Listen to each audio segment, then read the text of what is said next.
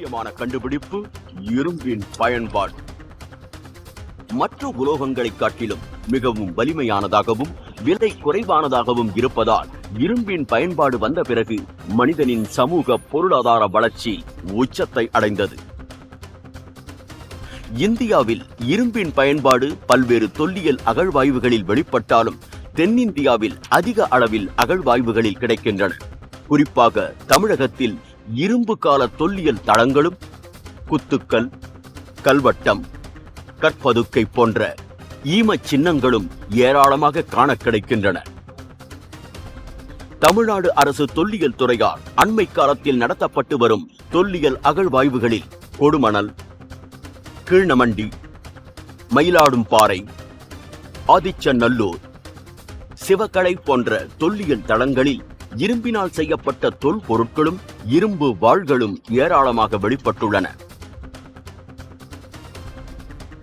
சிவகலை தொல்லியல் தளத்தில் முதுமக்கள் தாழியினுள் படையல் பொருளாக வைக்கப்பட்டிருந்த நெல் தானியங்கள் கிடைத்ததோடு இரும்பு பொருட்களும் வெளிப்பட்டன.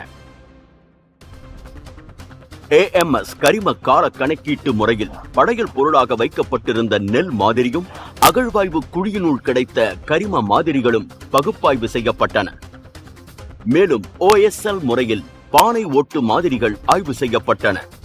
உலகிலுள்ள 4 தலை சிறந்த ஆய்வகங்கள் வெளியிட்டுள்ள ஆய்வு முடிவுகளை வைத்து பார்க்கும்போது தமிழகத்தில் இரும்பின் பயன்பாடு அறிமுகமான காலம் கிமு 4000 முதற் பகுதிக்கு கொண்டு செல்கிறது.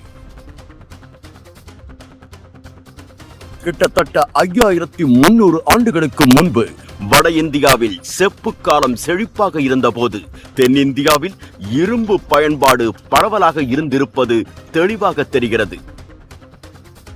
மேலும் சிந்து சமவெளி நாகரிகம் தழைத்தோங்கி இருந்த அதே காலகட்டத்தில் தமிழ்நாட்டில் இரும்பு பயன்பாடு சிறப்பாக இருந்திருப்பதையும் அறிய முடிகிறது.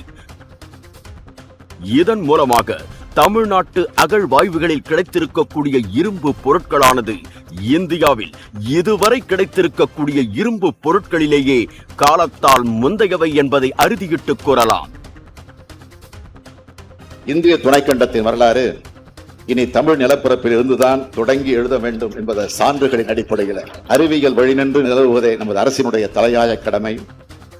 இரும்பின் உறுதியோடு உறக்கச் சொல்வோம், இந்திய துணைக்கண்டத்தின் வரலாற்றை இனி தமிழ் நிலப்பரப்பிலிருந்து தொடங்கி எழுத வேண்டும் என்று.